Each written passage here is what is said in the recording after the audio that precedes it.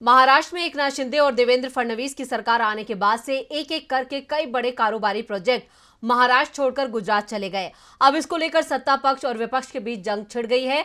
रविवार को विमान और रॉकेट के इंजन बनाने वाली सैफ्रॉन कंपनी के महाराष्ट्र छोड़कर जाने की घोषणा के बाद से विपक्ष का शिंदे सरकार पर हमला तेज हो गया है। इसके बाद सीएम एकनाथ शिंदे और उप मुख्यमंत्री देवेंद्र फडणवीस अपने बचाव के लिए नए नए बहाने बनाते नजर आ रहे हैं। देखते हैं ये रिपोर्ट।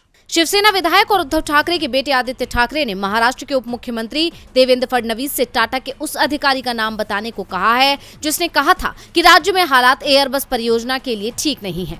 आदित्य ने दावा किया कि केंद्र के इशारे पर परियोजना गुजरात में शिफ्ट की गई। शिंदे बीजेपी सरकार पर की लापरवाही की वजह से हजारों करोड़ की परियोजनाओं से हाथ धोना पड़ा है। आदित्य ठाकरे ने कहा, शिंदे बीजेपी सरकार की लापरवाही की वजह से हजारों करोड़ की परियोजनाओं से हाथ धोना पड़ा है। आदित्य ठाकरे ने कहा कि मैं उप मुख्यमंत्री देवेंद्र फडणवीस को टाटा कंपनी के उस अधिकारी का नाम लेने की चुनौती देता हूं जिसने कहा था कि महाराष्ट्र में एयरबस परियोजना स्थापित करने के लिए स्थिति उचित नहीं थी, क्योंकि हम जो जानते हैं वो ये है कि केंद्र सरकार द्वारा टाटा को विशेष रूप से बताया गया कि उन्हें गुजरात में परियोजना स्थापित करनी है। आदित्य ठाकरे यही नहीं रुके, उन्होंने मुख्यमंत्री एकनाथ शिंदे को इस मुद्दे पर उनके साथ आमने सामने बहस करने की चुनौती दे डाली है।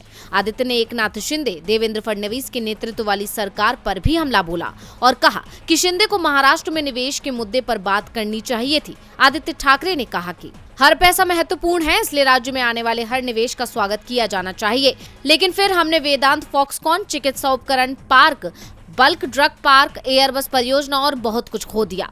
हम जो लाए हैं वो 2000 करोड़ रुपए की परियोजना है, जबकि हमें 1 लाख करोड़ रुपए से अधिक की परियोजना के जाने का नुकसान हुआ है।